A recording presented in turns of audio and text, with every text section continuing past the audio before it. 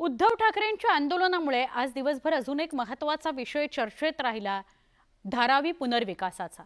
धारावी पुनर्विकास प्रकल्पाच्या विरोधात उद्धव ठाकरेंनी काढलेल्या मोर्चावरून जोरदार राजकारण सुरू झालंय।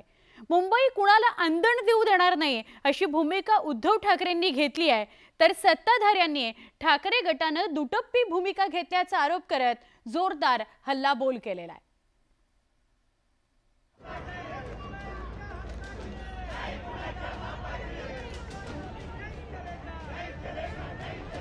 उद्धव ठाकरेंच्या नेतृत्वात धारावीतून काढण्यात आलेला मोर्चा अदानींच्या कार्यालयावर जाऊन धडकला। या मोर्चात मोठ्या संख्येने शिवसैनिक सहभागी झाले होते।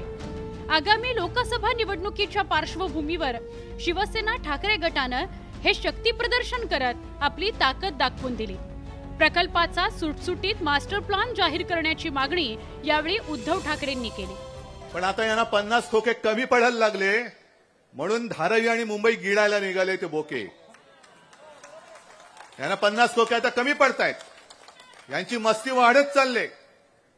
एक तर हे असंविधानिक सरकार आहे आणि यांना असं वाटतंय की आपल्याला कोणी जाब विचारू शकत नाही। धारावी पुनर्विकासात सगळ्यात मोठा टीडीआर घोटाळा झाल्याचा आरोप संजय राऊतांनी केला। राज्य सरकार धारावीचा पुनर्विकास का करत नाही असा सवाल राऊतांनी उपस्थित केला। किमान 2 लाखाचा मोर्चा निघेल। धारावी फक्त वाचवायची नाही, मुंबई वाचवायची। मुंबईचा घास गिळण्यासाठी पुन्हा एकदा दिल्ली आणि गुजरात एकत्र आलंय। उद्धव ठाकरेंनी काढलेल्या मोर्चावर सत्ताधाऱ्यांनी जोरदार टीका केली। उद्धव ठाकरेंना विकास योजनांना विरोध करण्याची सवयच लागली असल्याचा जोरदार टोला सत्ताधाऱ्यांनी लगावला। मुंबईभर आणि राज्यभर खूप विस्तृत चर्चा आहे। अडवणूक आंदोलन कधी मोर्चा, अडवणूक आंदोलन कधी मोर्चा। मुंबईत मात्र उबाटाबाबत एकच चर्चा, मुंबईत मात्र उबाटाबाबत एकच चर्चा। धारावीतून निकालेंगे मातोश्री 2 का खर्चा। या धारावीतून मातोश्री 2 चा खर्चा काढण्याचा हा हसवणूक आणि फसवणुकी धंदा आहे।